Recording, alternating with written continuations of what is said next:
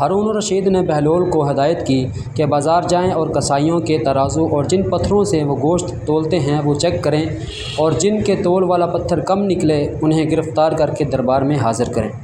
بہلول بازار جاتے ہیں، پہلے کسائی کا تول والا پتھر چیک کرتے ہیں تو وہ کم نکلتا ہے۔ کسائی سے پوچھتے ہیں کہ حالات کیسے چل رہے ہیں؟ کسائی کہتا ہے کہ بہت برے دن ہیں، دل کرتا ہے کہ یہ گوشت کاٹنے والی چھری بدن میں گھسا دوں اور ابدی نیند سو جاؤں۔ بہلول آگے دوسرے کسائی کے تول والے پتھر کو چیک کرتے ہیں، وہ بھی کم نکلتا ہے۔ کسائی سے پوچھتے ہیں کہ کیا حالات ہیں گھر کے؟ وہ کہتا ہے کہ کاش اللہ نے پیدا ہی نہ کیا ہوتا، بہت ضلالت کی زندگی گزار رہا ہوں۔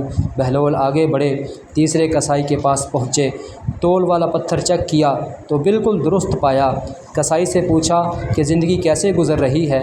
کسائی نے کہا کہ اللہ تعالیٰ کا لاکھ لاکھ شکر ہے، بہت خوش ہوں، اللہ تعالیٰ نے بڑا کرم کیا ہے، اولاد نیک ہے، زندگی بہت اچھی گزر رہی ہے۔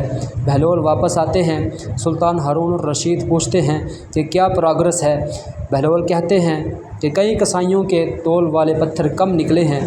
سلطان نے غصے سے کہا کہ پھر انہیں گرفتار کر کے لائے کیوں نہیں؟ بہلول نے کہا اللہ تعالیٰ انہیں خود سزا دے رہا تھا، ان پر دنیا تنگ کر دی تھی تو یہاں لانے کی کیا ضرورت تھی؟ آج ہمارے بھی کچھ یہی حالات ہیں، ہم نے بھی دنیا کو اپنایا ہے، اسی کی فکر ہے، حرام حلال اور آخرت کی فکر ہی نہیں، رزق میں برکت ہی نہیں رہی، پیسہ آتا ہے اور ہاتھ سے نکلنے کا پتہ ہی نہیں چلتا، ہر طرف بے برکتی کا راج ہے، دنیا کی ہوس ہے کہ ختم ہونے کا نام ہی نہیں لے رہی۔ اللہ تعالی ہم سب کو رزق حلال عطا فرمائے اور اتنا رزق حلال عطا فرمائے کہ حرام کی طرف نگاہ نہ جائے، آمین۔